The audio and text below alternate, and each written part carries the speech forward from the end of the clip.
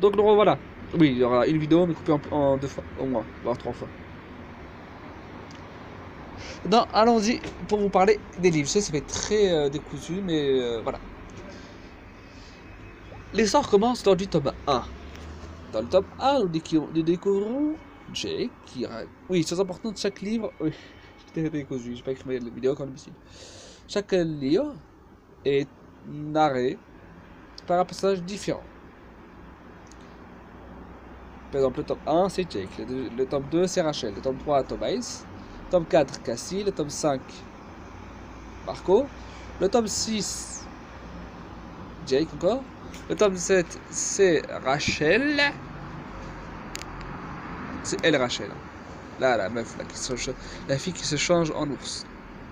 Oui, c'est tout à fait normal. En fait, ils peuvent morphoser, changer d'apparence et devenir des animaux.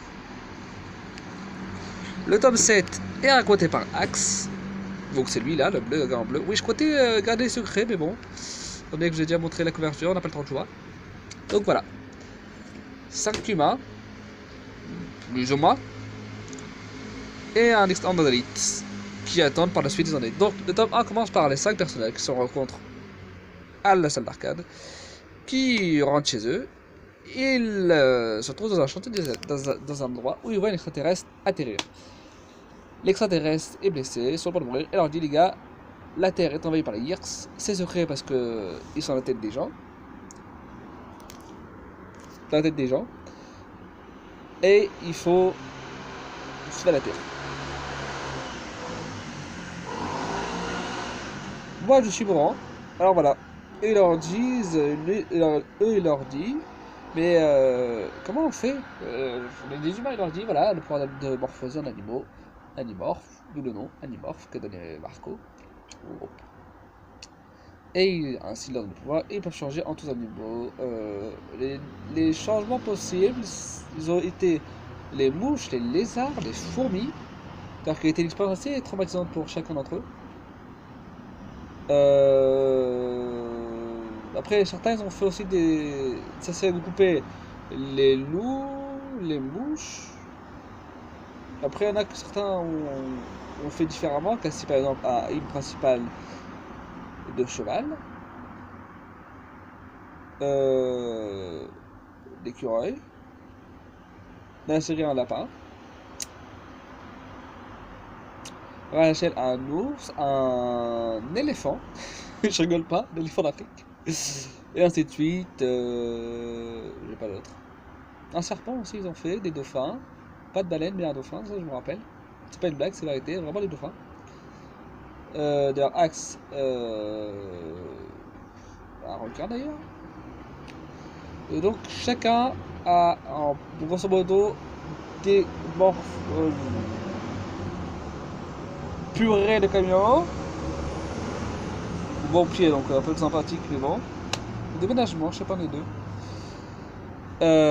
Et ensuite, après, chacun a des individuels. Notamment des papillons. Dans la série, ils ont fait des papillons aussi d'ailleurs. Ils sont changés en papillons. Dans les livres, on nous montre aussi qu'ils sont changés en... Un d'entre eux s'est changé en étoile de mer. C'est pas une blague, c'est vraiment arrivé. Il y a vraiment de tout comme morphose. En fait, des crocodiles aussi. En fait, la seule limite... En fait, on sait pas vraiment s'il y a des limites de nombre d'animorphes qu'ils peuvent prendre. On sait juste qu'ils ont besoin de toucher l'animal. Ou la créature, vu qu'ils sont même changés en orque-magir. Vous allez voir.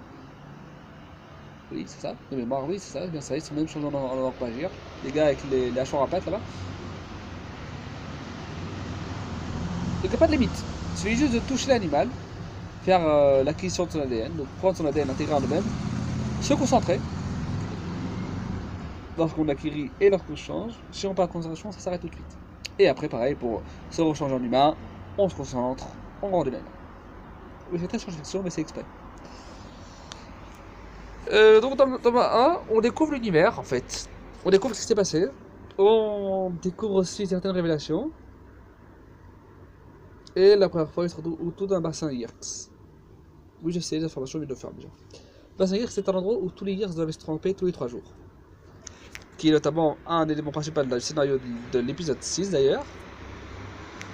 Tout comme le tome 7 et le tome 1. Mais bon. Tous les 3 jours, les Yirts doivent se baigner dans le bassin Yirt qui les nourrit, cette nutrition dont le coin de renard, reproduction artificielle de leur soleil, de leur planète natale. C'est très rapide et c'est très bien dit, je trouve, personnellement. Dans lesquels ils se baignent.